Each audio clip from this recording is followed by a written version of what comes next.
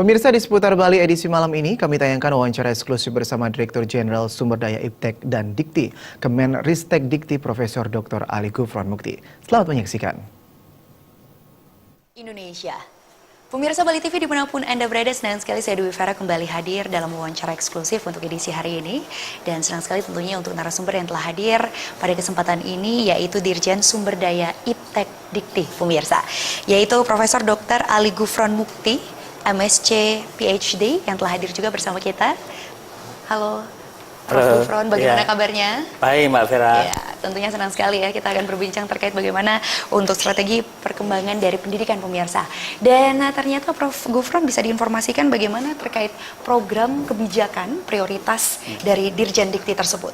Iya, jadi terutama di Direktorat Sumber Daya, kita memiliki prioritas untuk mengembangkan, membuat suatu rencana induk pengembangan sumber daya Iptek Dikti Indonesia sampai tahun 2024. Jadi kita lihat bahwa harus ada satu rencana seperti apa pengembangan sumber daya Iptek Dikti, sumber daya ilmu pengetahuan, teknologi, dan pendidikan tinggi itu.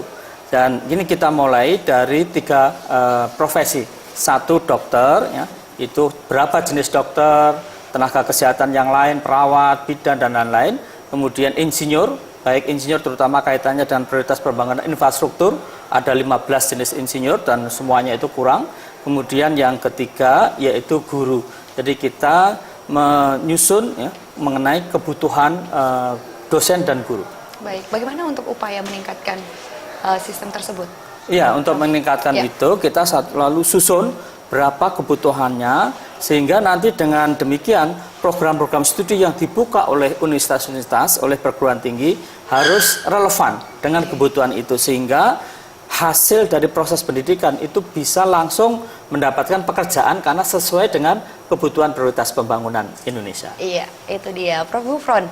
Ketika kita berbicara tentang universitas, tentunya juga didukung oleh kualitas dosen. Oh ya. Ya, bagaimana dengan untuk kualitas dosen dari program Dikti tersebut? Iya, kita kualitas dosen ini berupaya sekali untuk meningkatkan kualitasnya. Ya. Satu, kita berikan berbagai macam skema beasiswa, seperti ada BUDI, ada LPDP, ada berbagai macam. Nah, bahkan mereka bisa mencari sekolah yang terbaik ya, di dunia ini ya, untuk cari nanti kita membiayai. Tentu ini berbasis kompetisi. Kemudian yang kedua, kita mengundang profesor-profesor kelas dunia untuk bersama-sama bisa melakukan penelitian, mengembangkan proposal, menulis publikasi internasional, kemudian penelitian dan lain-lain bersama-sama. Yeah. Kemudian yang ketiga, sertifikasi dosen ya, sehingga dosen itu bisa memiliki bukti bahwa mereka adalah dosen yang profesional. Demikian juga mereka kita dorong untuk kenaikan jabatan. Ini kita prosesnya kita reformasi ya, birokrasinya biar mudah dan cepat. Contohnya untuk bisa memproses kenaikan jabatan akademik tertinggi yaitu profesor hanya butuh waktu 2 bulan setelah prosesnya itu setelah Diristek Dikti. Iya.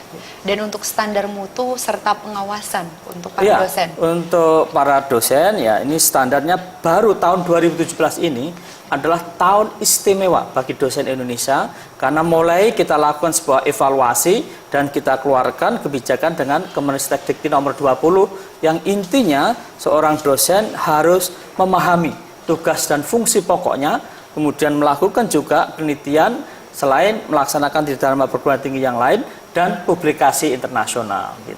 Untuk jurnal internasional ya, Prof. Gufron ya. Dan berikutnya Prof, untuk proses pengembangan Dirjen sendiri di salah satu universitas, contohnya di Ganesha. Ya, di Ganesha kita mendorong ya, dan Pak Rektor di Undiksa ini luar biasa ya, sudah membentuk tim-tim untuk percepatan penulisan ilmiah untuk tim jurnal ya, yang mereka lalu melakukan penelitian. Saya lihat ya ada target 80 bahkan bisa 200 ya, yang awalnya itu hanya sekitar 14. Nah itu kita nanti mendukung dan termasuk juga tentunya beasiswa, kemudian termasuk profesor tadi kita visiting profesor bisa kita fasilitasi. Dan untuk pengembangan sarana dan prasarananya? Ya, sarana prasarana itu sangat amat krusial dan penting ya. Tetapi kita juga harus melihat keterbatasan sumber daya terutama dana ya.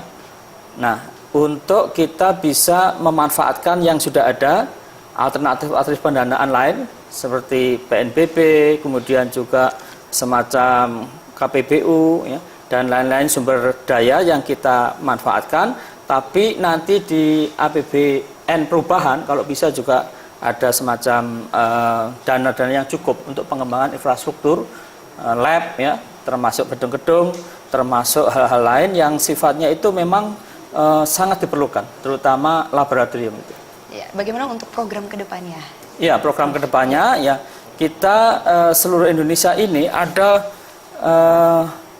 katakanlah infrastruktur yang dalam tanda petik agak mangkrak. Ini memerlukan dana sekitar 9,7 triliun.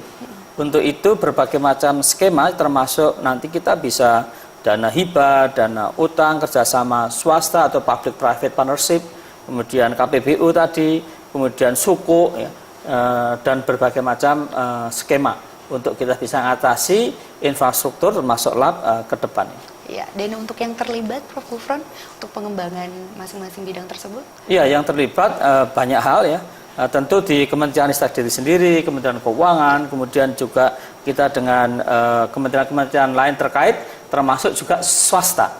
Jadi swasta sekarang bisa ikut terlibat bersama-sama untuk menyelesaikan permasalahan infrastruktur, termasuk laboratorium di pendidikan tinggi. Ya, dan selanjutnya adalah harapan ke depannya, Prof.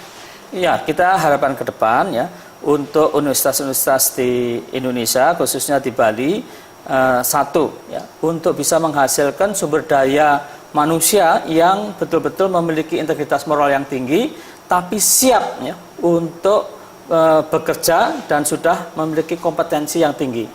Jadi mereka harus siap untuk diserap di pasar atau di proses pembangunan. Baik, terima kasih banyak. Terima kasih. Ya, Profesor Dr. Ali Gufron Mukti, MSc PhD, yang sudah bergabung bersama kita, yang sudah memberikan informasi juga terkait bagaimana strategi dari perkembangan pendidikan tentunya.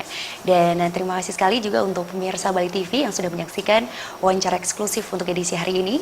Saya Dwi Vera beserta seluruh kerabat kerja yang bertugas mohon pamit undur diri. Salam Indonesia.